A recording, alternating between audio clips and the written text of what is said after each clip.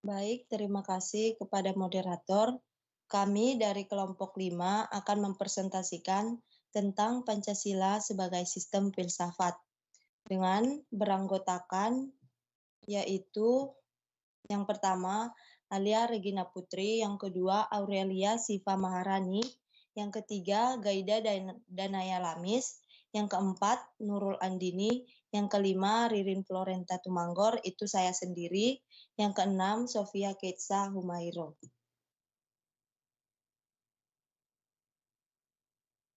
Untuk yang pembahasannya, konsep Pancasila sebagai sistem filsafat. Selanjutnya. Pengertian filsafat berdasarkan watak dan fungsinya sebagaimana yang dikemukakan oleh Titus, Smith, dan Nolan. Arti informal, filsafat adalah sekumpulan sikap dan kepercayaan terhadap kehidupan dan alam yang biasanya diterima secara tidak kritis. Arti formal, filsafat adalah suatu proses kritik atau pemikiran terhadap kepercayaan dan sikap yang sangat dijunjung tinggi. Arti komprehensif, filsafat adalah usaha untuk mendapatkan gambaran keseluruhan. Arti analisis linguistik, filsafat adalah analisa logis dari bahasa serta penjelasan tentang arti kata dan. Arti aktual fundamental, filsafat adalah sekumpulan problematik yang langsung mendapat perhatian manusia dan dicairkan jawabannya oleh ahli filsafat.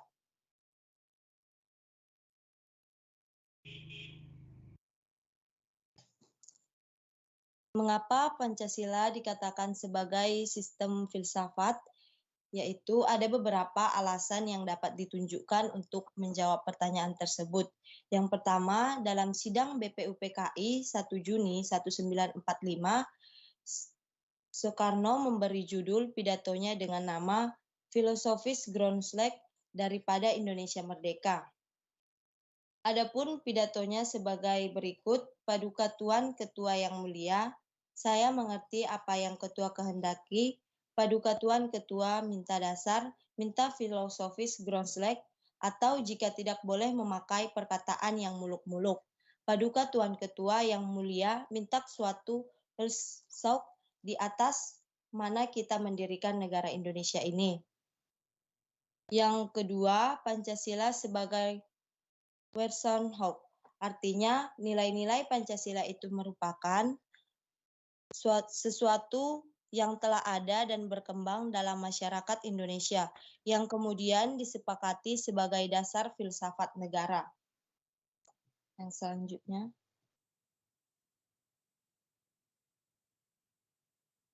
Urgensi Pancasila sebagai sistem filsafat.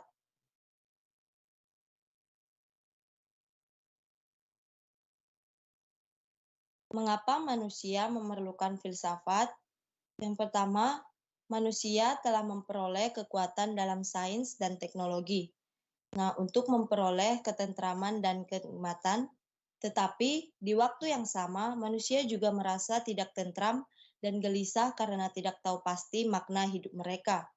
Yang kedua, filsafat melalui kerjasama dengan disiplin, ilmu memainkan peran penting untuk membimbing manusia kepada keinginannya juga aspirasinya. Dengan demikian, manusia memahami peran filsafat dalam kehidupan bermasyarakat, berbangsa, dan bernegara.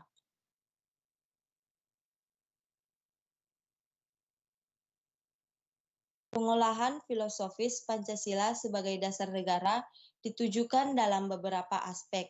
Yang pertama, agar dapat diberi pertanggungjawaban rasional dan mendasar mengenai sila-sila dalam Pancasila sebagai prinsip politik.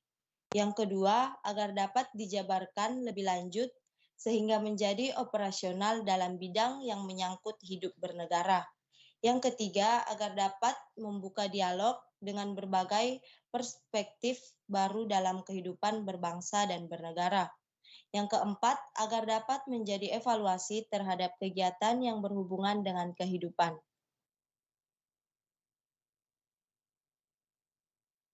Selanjutnya, saya akan membacakan alasan diperlukannya kajian Pancasila sebagai sistem filsafat.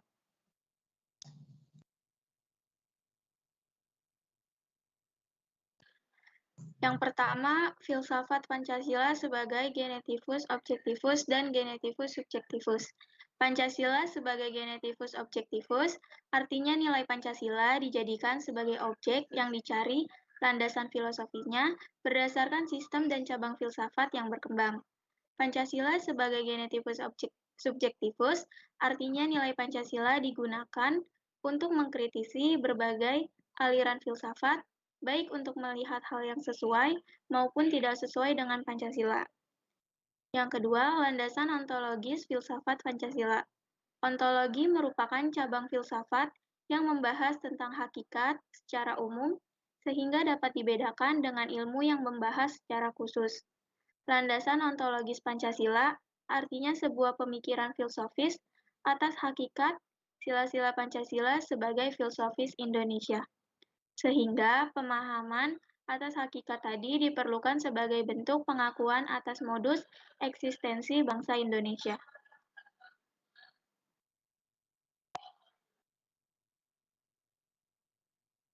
Selanjutnya, landasan epistemologis filsafat Pancasila. Landasan epistemologis Pancasila artinya nilai Pancasila digali dari pengalaman bangsa Indonesia, kemudian dijadikan pandangan yang komprehensif tentang kehidupan bermasyarakat, berbangsa, dan bernegara. Dan yang terakhir ada landasan aksiologis Pancasila. Landasan aksiologi Pancasila artinya nilai atau kualitas yang terkandung dalam sila-sila Pancasila.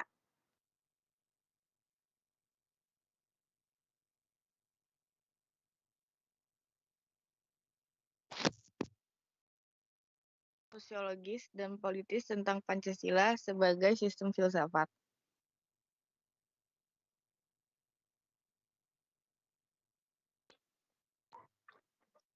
Yang pertama, ada sumber historis Pancasila sebagai sistem filsafat.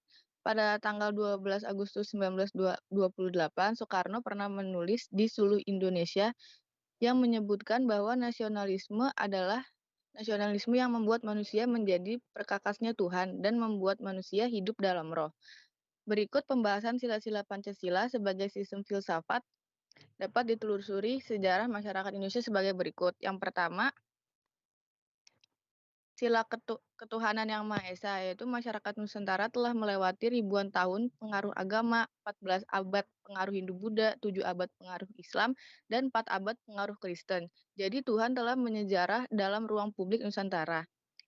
Untuk sila yang kedua, yaitu kemanusiaan yang adil dan beradab, nilai kemanusiaan dalam masyarakat Indonesia muncul karena pengalaman bangsa Indonesia sebagai bangsa maritim yang telah menjelajah penjuru Nusantara. Hasil dari situlah yang akhirnya membentuk karakter masyarakat, yang kemudian oleh Soekarno disebut dengan istilah internasionalisme dan perikemanusiaan. Untuk sila yang ketiga, yaitu persatuan Indonesia, kebangsaan Indonesia merefleksikan suatu kesatuan di dalam keberagaman. Indonesia adalah bangsa yang menakjubkan karena kemajmukan sosial, kultural, dan teritorial dapat menyatu di dalam Indonesia.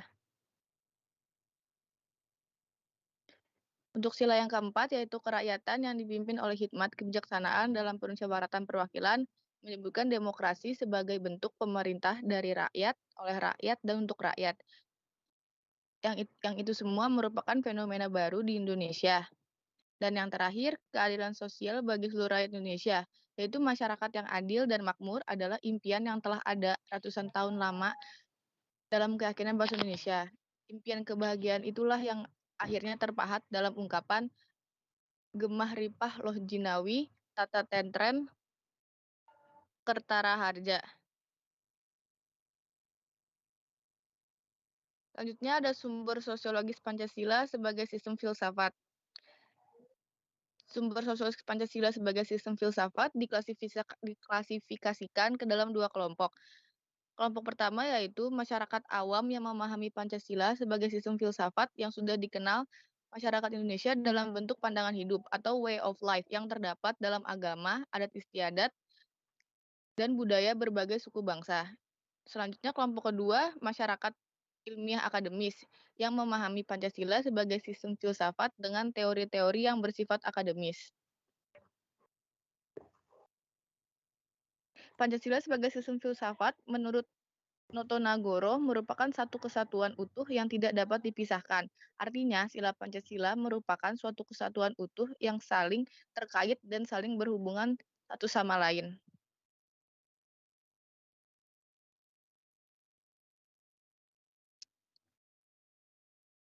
Sumber politis Pancasila sebagai sistem filsafat diklasifikasikan juga menjadi dua kelompok, yaitu kelompok pertama, berdasarkan wacana politis tentang Pancasila sebagai sistem filsafat pada sidang BPUPKI, PPKI, dan Kuliah Umum Soekarno.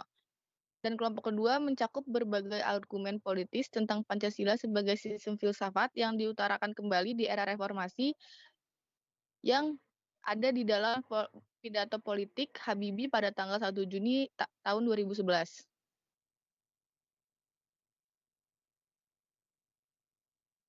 Sumber politis Pancasila sebagai sistem filsafat juga berlaku atas kesepakatan penggunaan simbol dalam kehidupan bernegara. Dalam pasal 35 Undang-Undang Dasar 1945 dinyatakan bendera negara Indonesia ialah sang merah putih. Pada pasal 36 Undang-Undang Dasar tahun 1945 dikatakan juga bahasa negara ialah bahasa Indonesia. Pasal 36A Undang-Undang Dasar 1945 dikatakan lambang negara ialah Garuda Pancasila dengan semboyan Bhinneka Tunggal Ika.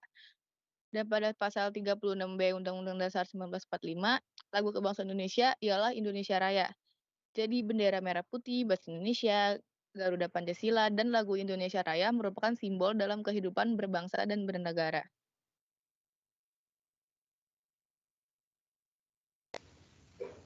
Selanjutnya adalah materi tentang argumen tentang dinamika dan tantangan Pancasila sebagai sistem filsafat.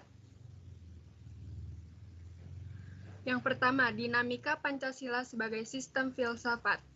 Pada era pemerintahan Soekarno, Pancasila sebagai sistem filsafat dikenal dengan istilah filosofi Groundslag. Gagasan tersebut merupakan perenungan filosofis Soekarno atas rencananya berdiri negara Indonesia merdeka. Ide tersebut ternyata mendapatkan sambutan yang positif dari berbagai kalangan. Pada masa itu, Soekarno lebih menekankan bahwa Pancasila merupakan filsafat asli Indonesia yang diangkat dari akulturasi budaya bangsa Indonesia. Lalu pada era Soeharto, kedudukan Pancasila sebagai sistem filsafat berkembang ke arah yang lebih praktis. Artinya, filsafat Pancasila tidak hanya bertujuan mencari kebenaran dan kebijaksanaan, tetapi juga digunakan sebagai pedoman hidup sehari-hari. Yang terakhir juga ada pada era reformasi, yaitu Pancasila sebagai sistem filsafat kurang terdengar resonansinya. Namun Pancasila sebagai sistem filsafat bergema dalam wacana akademik, termasuk kritik dan renungan yang dilontarkan oleh Habibie pada pidato 1 Juni 2011. Yang kedua ada tantangan Pancasila sebagai sistem filsafat. Ada dua tantangan. Yang pertama yaitu kapitalisme. Kapitalisme yaitu aliran yang meyakini bahwa kebebasan individual pemilik modal untuk mengembangkan usaha dalam rangka meraih untung sebesar-besarnya merupakan upaya untuk menyejahterakan masyarakat. Lalu tantangan yang kedua ada komunisme. Komunisme adalah sebuah paham yang muncul sebagai reaksi atas perkembangan kapitalisme sebagai produk masyarakat liberal. Salah satu bentuk tantangan komunisme terhadap Pancasila sebagai sistem filsafat ialah dominasi negara yang berlebihan sehingga dapat menghilangkan peran rakyat dalam kehidupan bernegara.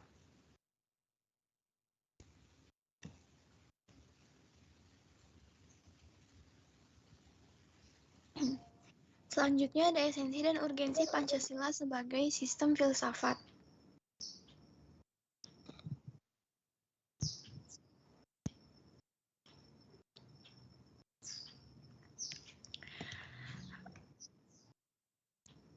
Esensi Pancasila sebagai sistem filsafat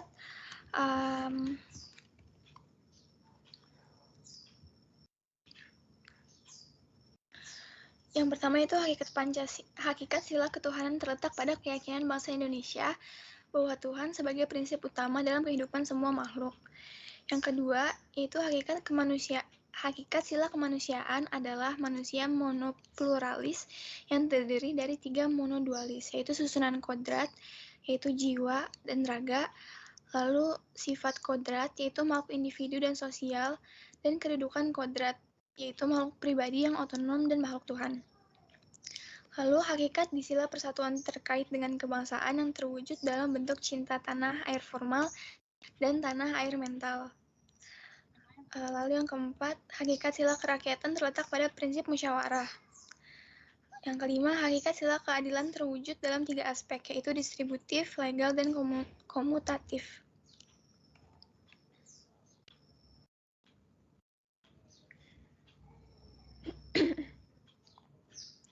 Lalu urgensi Pancasila sebagai sistem filsafat dinamakan filsafat Pancasila, artinya refleksi filosofi Pancasila sebagai dasar negara. Berikut pengolahan filosofis Pancasila sebagai dasar negara. Yang pertama yaitu agar dapat diberikan pertanggungjawaban nasional dan mendasar mengenai sila dalam Pancasila sebagai prinsip-prinsip politik. Yang kedua, agar dapat dijabarkan lebih lanjut sehingga menjadi operasional dalam bidang-bidang yang menyangkut hidup bernegara. Yang ketiga, yaitu agar dapat membuka dialog dengan berbagai perspektif baru dalam kehidupan berbangsa dan bernegara. Lalu yang keempat, agar dapat menjadi kerangka evaluasi terhadap segala kegiatan yang bersangkut paut dengan kehidupan bernegara, berbangsa, bermasyarakat, serta memberikan perspektif pemecahan terhadap permasalahan rasional.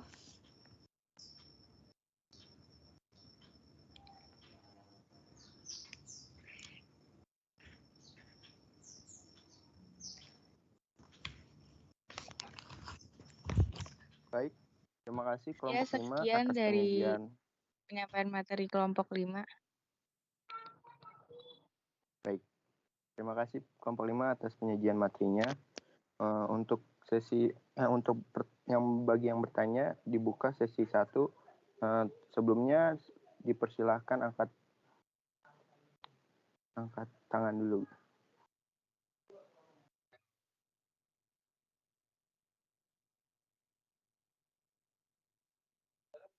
Ya, silakan Muhammad Alif. Ya, terima kasih sudah mempersilahkan saya. Izin bertanya kepada kelompok 5. Makna dari kalimat Gemari Paloh Jinawi Toto Tentrem Kertora Harjo apa ya? Itu saja pertanyaan dari saya. Ada Raharjo nih Mas Alif. Oh iya Pak, ada bahas saya. Saya baru ngeh. Oke.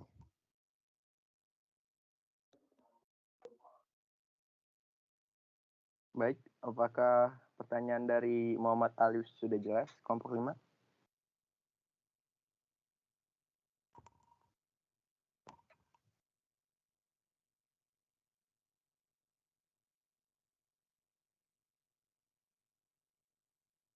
Baik, saya anggap sudah jelas ya. Untuk Muhammad Aska, silakan. Selamat pagi, nama saya Muhammad Aska Fadli dari kelompok 8. Ingin bertanya, tadi kan di esensi Pancasila sebagai sistem filsafat, itu ada hakikat sila keadilan terwujud dalam 3 aspek. Nah, bisa dicontohin nggak dari 3 aspek itu, contohnya masing-masing apa? Seperti kan yang tadi ada distributif, legal, dan komutatif tuh. Ada nggak contoh dari hakikat sila keadilan dalam ketiga aspek tersebut contohnya? Itu aja. Terima kasih.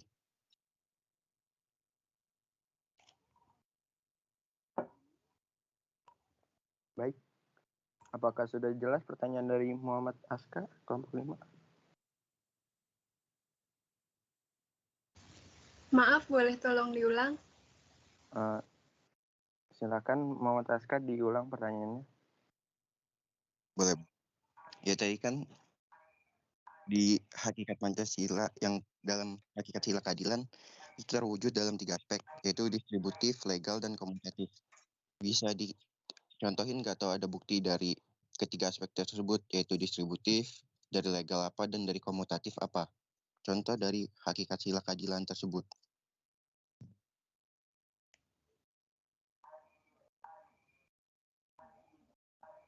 Sudah jelas belum? Baik, sudah jelas. Oke, terima kasih.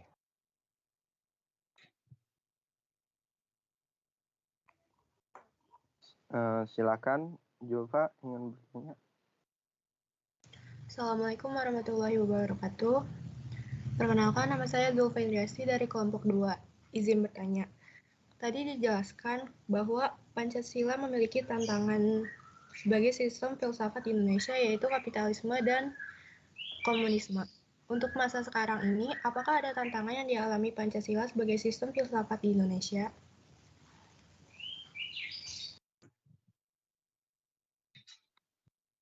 Untuk pertanyaan dari Julfa, apakah sudah jelas kelompok 5? Sudah jelas, Gilbert. Baik. Saya rasa ditutup untuk sesi 1. Silahkan kelompok 5.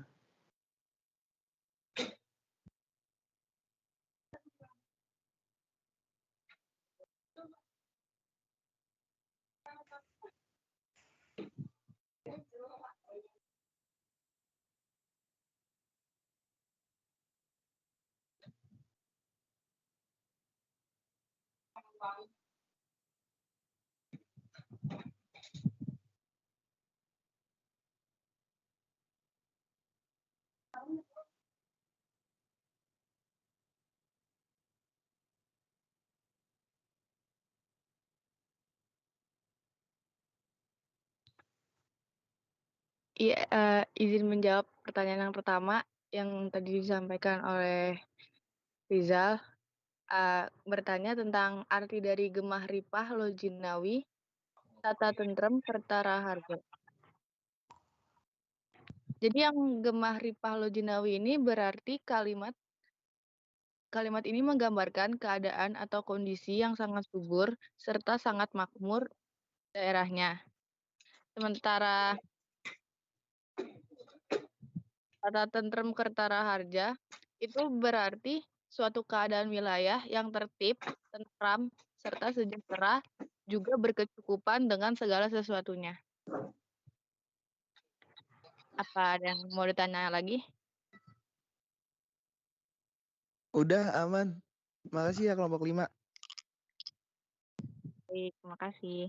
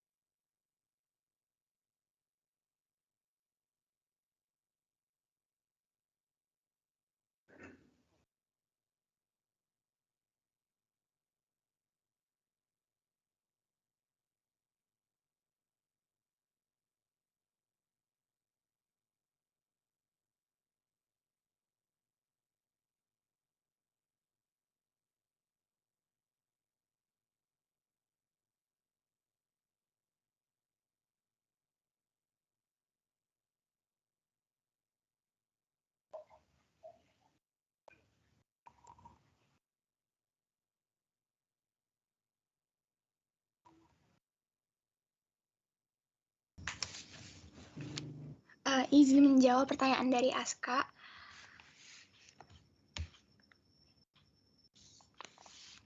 Jadi hakikat sila keadilan itu kan terwujud dalam 3 aspek, yaitu keadilan distributif, legal, dan komutatif.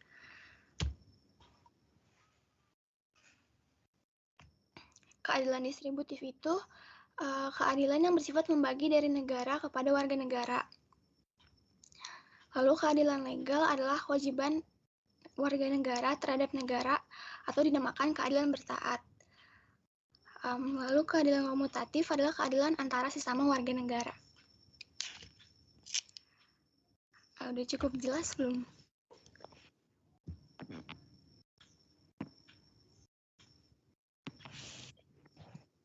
Ya udah deh, boleh.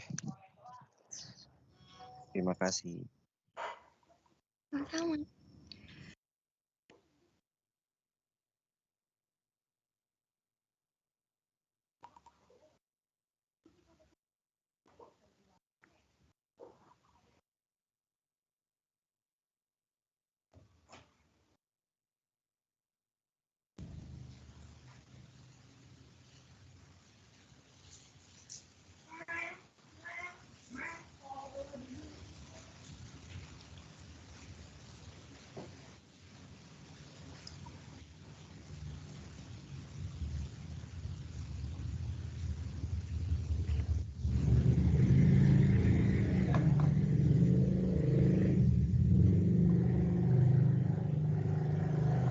Jawaban dari pertanyaan yang ketiga dari Julfa.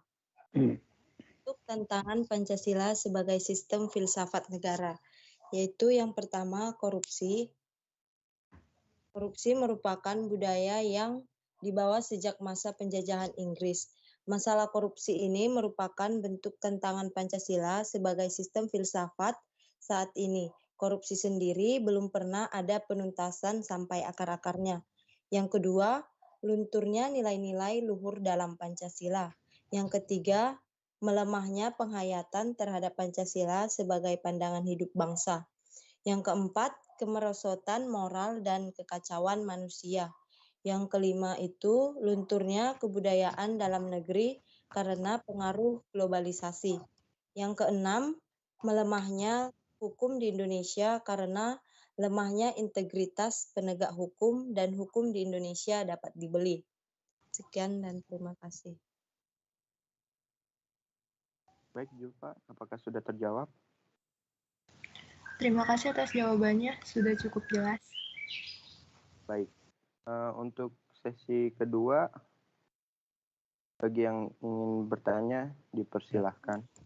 Mungkin Mas Gilbert sebelum masuk ke sesi 2, saya sedikit mengomentari atau menanggapi ya terkait dengan pertanyaan dan jawaban dari kawan-kawan ya. Ya sebetulnya jawabannya sudah bagus-bagus ini. Saya sedikit aja ya gitu ya mempertegas lah terkait dengan apa yang sudah dijawab oleh Aurelia, Geida gitu ya, Ririn. Nah, tadi ada pertanyaan dari Mas Alip, kemudian Aska dan Zulfa ya. Tadi Alip ada semacam slogan ya, semboyan ya, Gemaripah Lo Jinawi Toto Tentrem Kerto Raharjo ya. Raharjo namanya saya Raharjo. Kalau tadi si Alip Raharja ya. Jadi kalau di Sunda Raharja, kalau di Jawa jadi O, jadi Raharjo. Ya. Jadi secara kalau kita lihat dari Kamus Besar Bahasa Indonesia ya, Gemaripah. Ini sebetulnya slogan ini juga menjadi beberapa slogan dari kepolisian juga slogannya gitu ya. Nah ini. Jadi dimaknai Gemaripah Lo Jinawi itu satu keadaan yang makmur gitu ya. Jadi harapannya masyarakat yang makmur, subur, sejahtera. Nah, ini. Gemaripah Lo Jinawi tetap tentang Kerta Raharjo. Raharjo itu artinya selamat, sejahtera. Nah, jadi sesungguhnya ini menjadi satu harapan ya, cita-cita dari satu bangsa ya, satu masyarakat itu ya kepingin menghendaki masyarakat yang tanahnya subur, makmur, aman gitu ya, dan sejahtera. Sejahtera itu ya terpenuhinya kebutuhan jasmani maupun rohaninya. Nah itulah yang saya pikir menjadi harapan, cita-cita dari ya semua orang ya, semua orang termasuk negara juga menghendaki apa tadi masyarakat yang digambarkan dengan kemakmuran, ketertiban, kesuburan dan kesejahteraan. Nah itu ya, apa namanya makna Gemari Paloh Jinawi Toto Tentrem Kertoro Harjo. Nah saya pikir itu makanya Anda mungkin dalam beberapa tes ada muncul ya, misalnya ada asuransi jasa raharja. Nah, jasa raharja itu artinya ya tadi keselamatan, jasa keselamatan. Harapannya ya supaya selamat. Nah ini makanya muncul ada asuransi jasa raharja. Nah itu arti raharja ya, kalau di Jawa raharjo jadinya. Nah kemudian yang kedua ini Mas Aska ya, Mas Aska bicara tentang keadilan ya. Kalau di sila ke-5 keadilan sosial bagi seluruh rakyat Indonesia ya. Nah, jadi Aristoteles ya, ini pandangan Aristoteles ya. Adil itu apa? Kata Aristoteles itu ada 4 adil itu. Yang pertama disebut dengan keadilan komutatif, komunal gitu. Artinya semua sama, diperlakukan sama. Komutatif, adil dikatakan adil kalau semua diperlakukan sama. Tidak ada yang dibeda-bedakan, itu baru dikatakan adil, kata Aristoteles. Komutatif. Jadi kayak Anda lah misalnya kalau kuliah semuanya duduk di bangku, ya semuanya harus duduk di bangku. Nggak ada yang boleh, misalnya yang satu di bangku, yang satu lesehan, yang satu hanya nengok dari balik jendela misalnya gitu ya. Jadi harus dilakukan sama, semua sama. Nah dalam praktek kehidupan politik misalnya, ya siapapun yang sudah memenuhi persyaratan boleh ikut memilih maupun dipilih. Itu berarti adil, semua sama. Misalnya Anda kemarin waktu pemilu udah 17 tahun atau belum ya? Belum ya? Sudah pernah ikut pemilu belum Mas? Mas Aska? Belum Pak. Belum ya? Ya. Karena salah satu syarat untuk bisa memilih maupun dipilih dalam pemilu antara lain adalah sudah berusia 17 tahun atau sudah menikah. Jadi belum 17 tahun tapi kalau udah nikah boleh ikut pemilu. Gitu ya. Nah, itu syarat yang pertama. Syarat yang kedua tentu warga negara Indonesia, sehat jasmani dan rohani ya, itu. Nah, kemudian terdaftar dalam daftar pemilih. Nah, itu adalah salah satu syarat yang siapapun kalau kondisinya sama, udah menikah atau usianya 17 tahun, sehat jasmani rohani, terdaftar dalam daftar pemilih, berhak untuk ikut memilih. Semua sama, diperlakukan sama, nggak ada yang beda-bedakan. Nah, itu baru dikatakan adil menurut keadilan komutatif, kata Aristoteles. Itu yang pertama. Yang kedua adalah keadilan distributif. Nah, apa artinya keadilan distributif? Kata Aristoteles, adil itu ya harus sesuai dengan distribusinya, sesuai dengan jasa dan kerjanya, kontribusinya, baru dikatakan adil. Misal, Pak, atau misalnya saya nih, Anda ya di mata kuliah Pancasila ya, kalau saya kasih rata nilainya A semua, menurut Anda adil atau enggak? Udah A semua lah. Ya bisa jadi Anda merasa ada kurang adil, Pak. Masa saya yang aktif mungkin wajar apa. Tapi teman saya itu tugas jarang ngerjakan, diskusi nggak pernah nanya, komentar tidak pernah misalnya, tugas-tugas nggak dikerjakan, kok nilainya A juga? Nggak adil dong Pak. Jadi adil itu ya harus sesuai dengan distribusinya, kerjanya, jasanya. Nah itu baru dikatakan adil. Pada saat nilai mata kuliah ada yang A, ada yang amin, ada yang B+, harus didasarkan pada distribusinya, kerjanya atau jasanya tadi. Nah itu baru dikatakan adil. Oh iya, si Aska ini rajin bertanya, komentar aktif berdiskusi, tugas-tugas semua dikerjakan, wajar lah dapat A. Nah, ini. Sementara si ini masuk aja jarang misalnya. Wah, wajar lah hanya dikasih nilai B misalnya dan seterusnya. Gitu ya, itulah yang disebut dengan keadilan berdasarkan distribusinya. Gaji pegawai di UNJ macam-macam. Dari mulai rektor sampai dengan dosen biasa, sampai dengan cleaning service-nya tentu berbeda-beda. Tentu didasarkan pada distribusinya tadi. Ya, tanggung jawab kerjaannya, jasanya, gitu ya. Nah, itu yang disebut dengan distribusi. Distributif, keadilan distributif. Nah, yang ketiga kata Aristoteles itu adalah keadilan legalitas. Apa itu keadilan legalitas? Legal, berdasarkan ketentuan, berdasarkan hukum. Jadi berdasarkan ketentuan keputusan hakim. Nah, ini kata Aristoteles itu, orang dikatakan adil kalau sudah sesuai dengan hukum, sesuai dengan keputusan hukum, baru dikatakan adil. Jadi kalau sudah menurut ketentuan hukum, yaitu adil. Misal, itu ada maling ayam di penjara setahun misalnya. Pada saat itu sudah menjadi keputusan hukum, keputusan hakim, yaitu adil.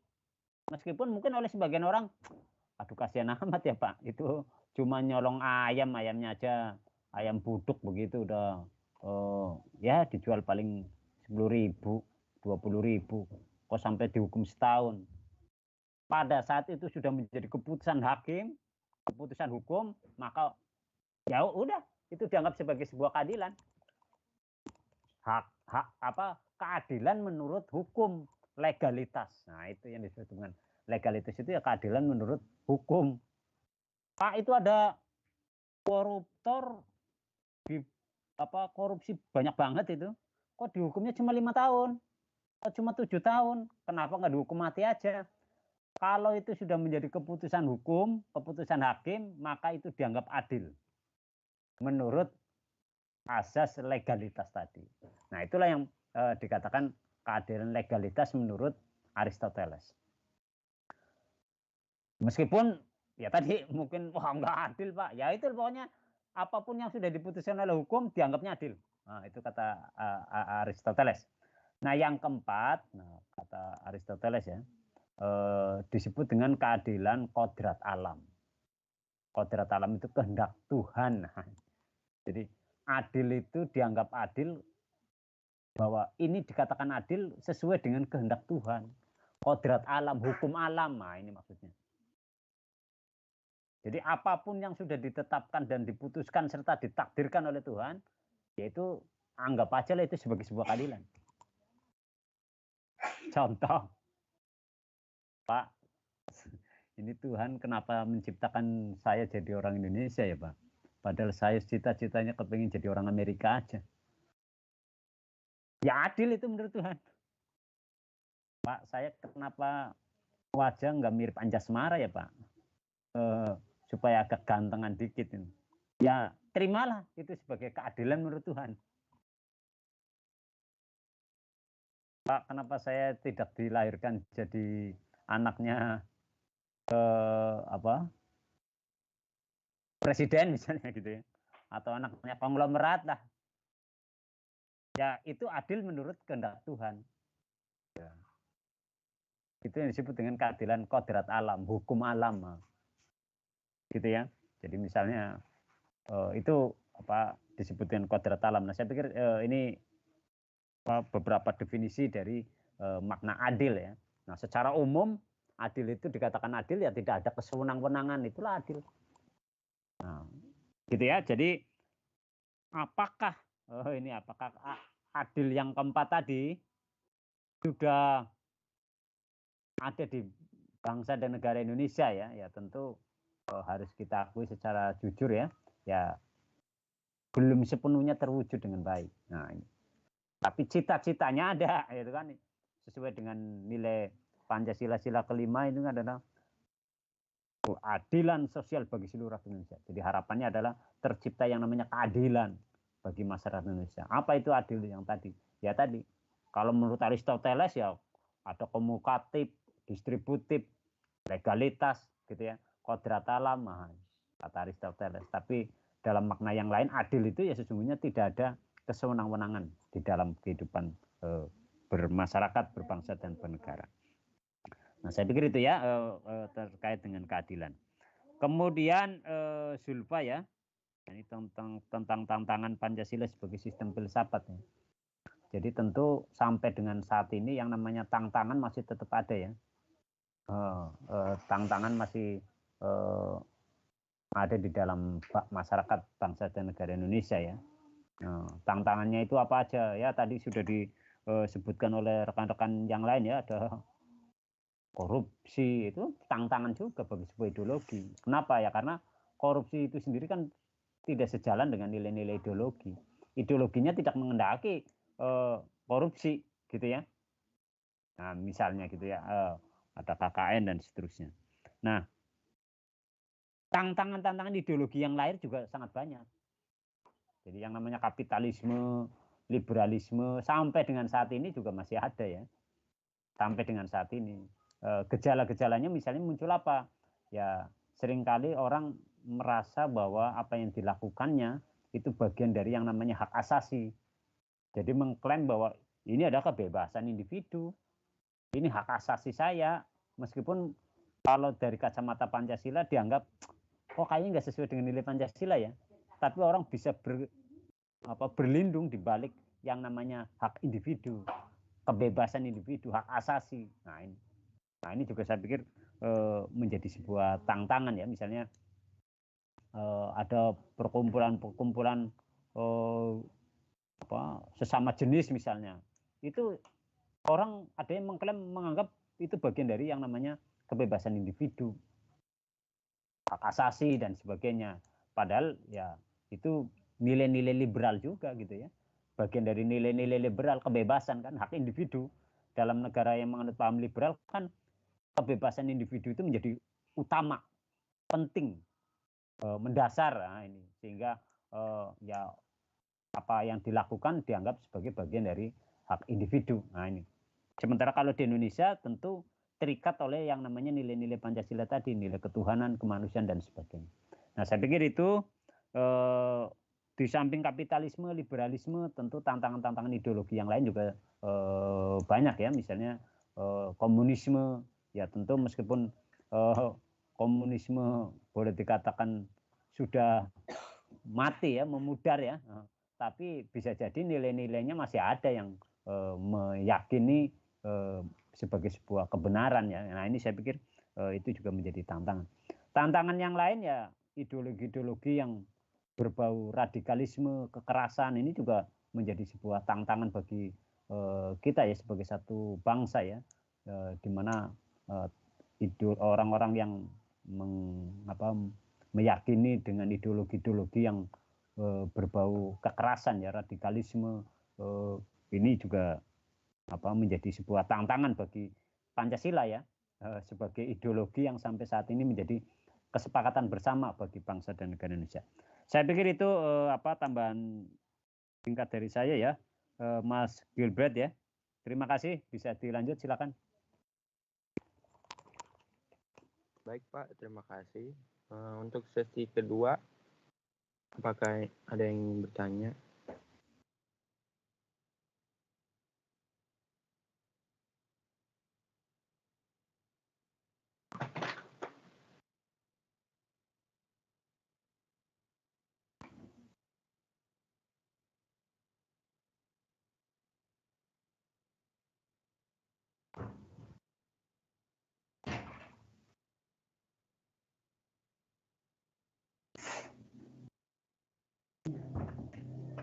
Silakan, nggak usah ragu-ragu atau malu-malu.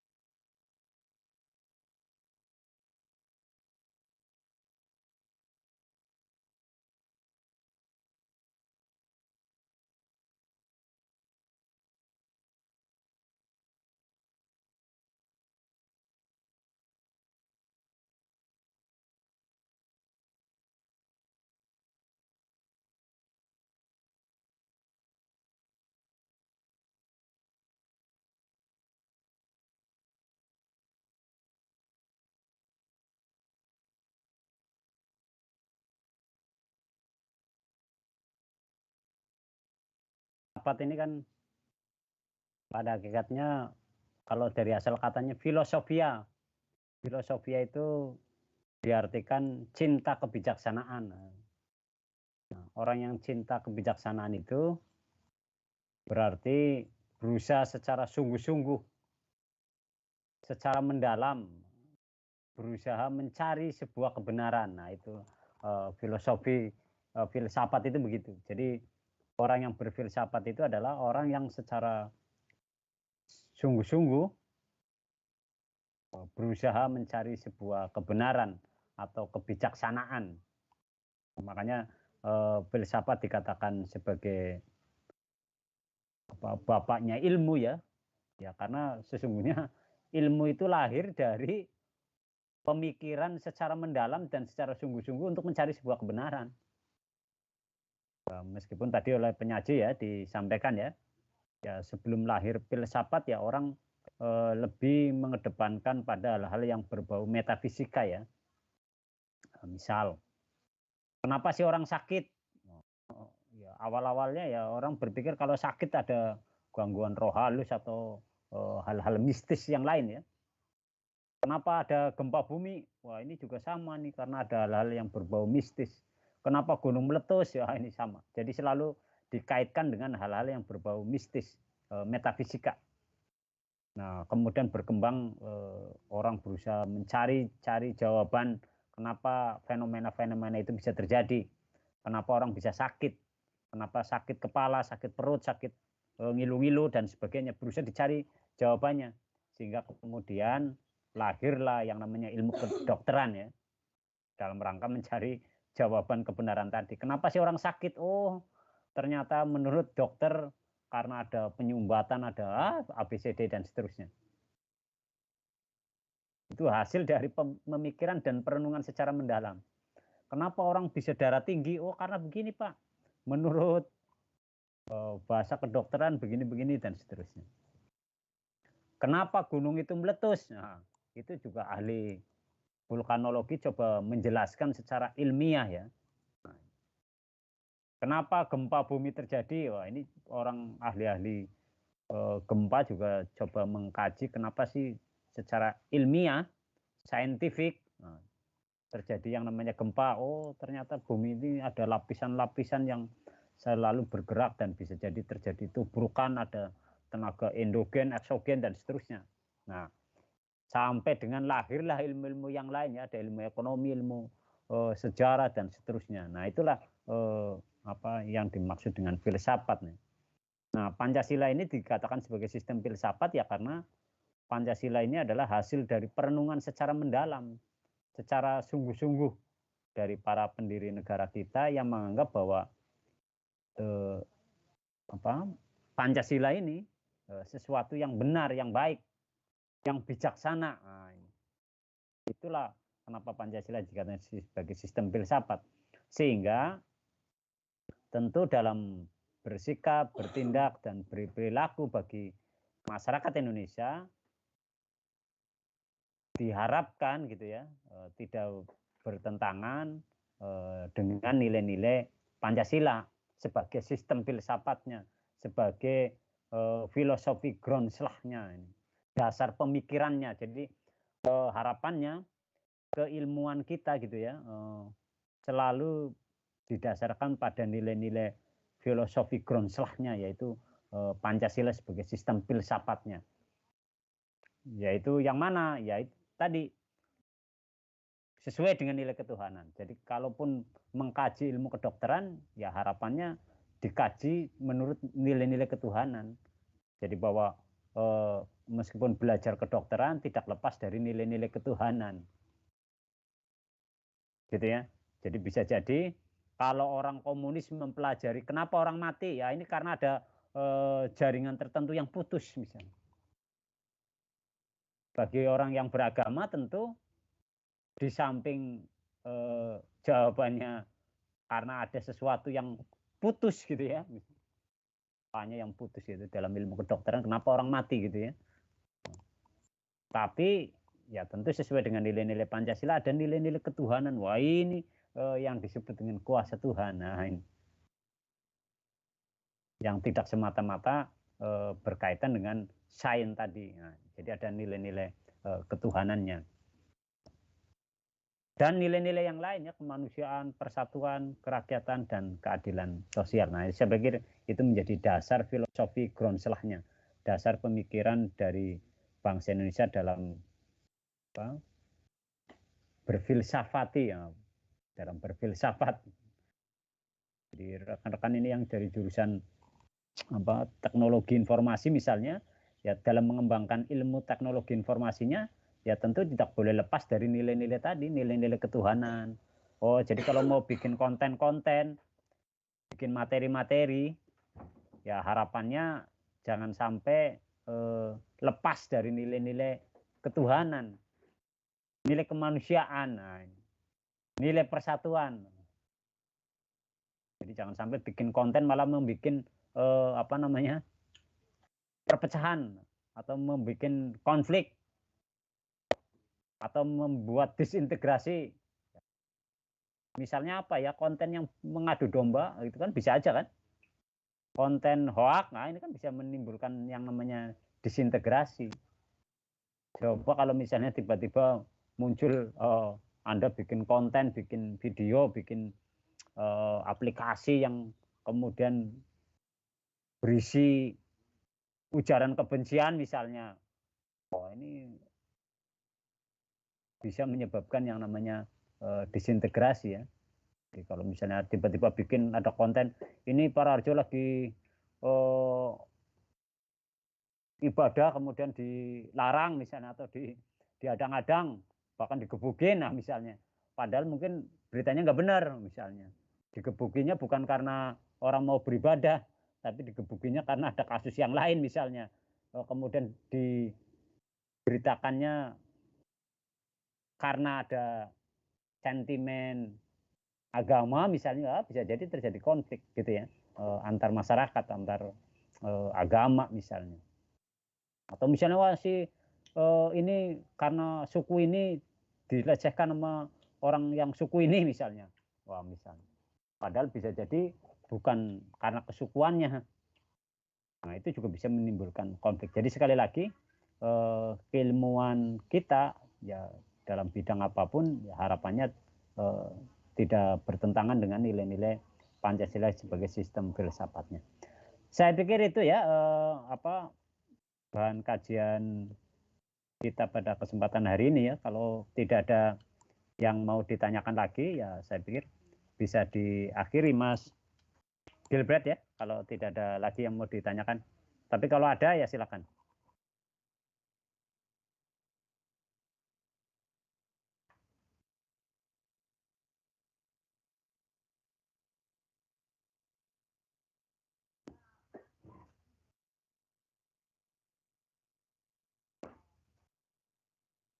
Ada Pak.